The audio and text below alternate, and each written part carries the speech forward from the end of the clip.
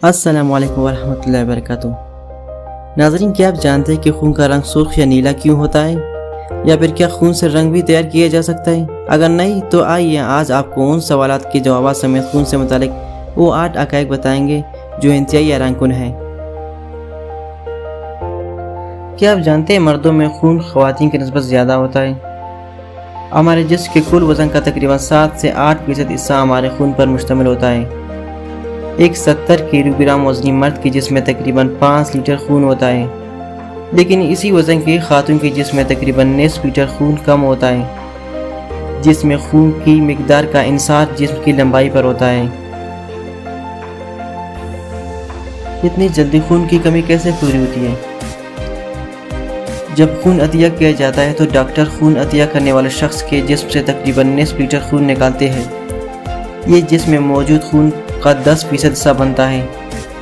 جسم فوری طور پر خون کی اس کمی کو پورا کرنے کے لیے کام شروع کر دیتا ہے۔ سفید خون کی خلیہ خون میں مائع اور پلیٹس کی کمی چند دن میں ہی پوری ہو جاتی ہے، لیکن سرخ خون کی خلیہ کی کمی تقریباً 2 ماہ بعد پوری ہوتی ہے۔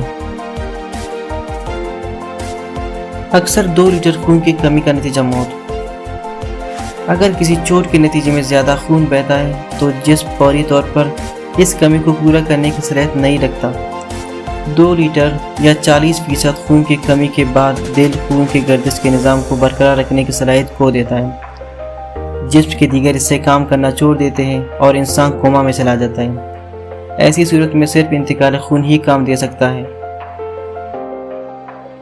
خون کا رنگ سرخ یا نیلا کیوں ہوتا ہے؟ تمام شکاری جانور، پرندے، مچھلیاں اور رینگنے والے جانوروں کے خون کا رنگ سرخ ہوتا ہے کیونکہ ان کے خون میں ہیموگلوبن ہوتا ہے۔ خون میں آئرن کے عامل پروٹین آکسیجن سے ملتے ہیں اور خون کا رنگ سرخ ہو جاتا ہے۔ اسی طرح کیڑے مکوڑے، مکڑیوں، سیپوں اور آکٹوپس کا خون نیلا ہوتا ہے کیونکہ ان کے خون میں آئرن پر مشتمل ہیموگلوبن نہیں ہوتا۔ اگر ان میں سے بعض کے خون میں آکسیجن شامل نہیں ہوتی تو خون بغیر کسی رنگ کے ہوتے ہیں۔ خون میں دھاتی بو کیوں ہوتی ہے؟ سویڈن اور جرمنی کے سائنسدانوں نے خون میں ایک ایسے نئے عنصر کا دریافت کیا ہے جس کی وجہ سے خون میں ایک خاص قسم کی بو پیدا ہوتی ہے۔ اس اثر کو ٹرانسفور 5 آکسی E2 ڈیسینل کا نام دیا گیا ہے۔ خون میں زہریلے مادے کیسے پیدا ہوتے ہیں؟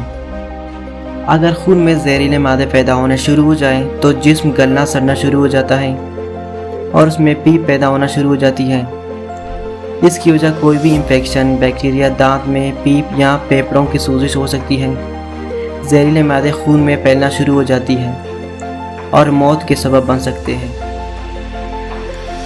خون پینے والے چمگادڑوں کے بارے میں تو سبھی نے سن رکھا ہوگا۔ یہ جنوبی اور وسطی امریکہ میں پائی جاتی ہے۔ یہ مویشیوں اور گھوڑوں کی گردنوں اور پیروں سے چمٹ جاتی ہے اور خون چوستی ہے، لیکن لمبی چونچ والا سہرا نامی پرندہ بھی خون چوستا ہے۔ بیل کے خون سے دیوار رنگنا۔ پرانے زمانے میں کسان گھروں کو رنگ کرنے کے لیے بیل کا خون استعمال کیا کرتے تھے۔ وہ چونے اور چند دوسرے اجزاء اور تیل وغیرہ کو خون کے ساتھ مکس کر دیا کرتے تھے اور دیوار کے لیے رنگ تیار ہو جاتا۔ یہ رنگ لکڑی کے فرش کے لیے بھی استعمال کیا جاتا تھا۔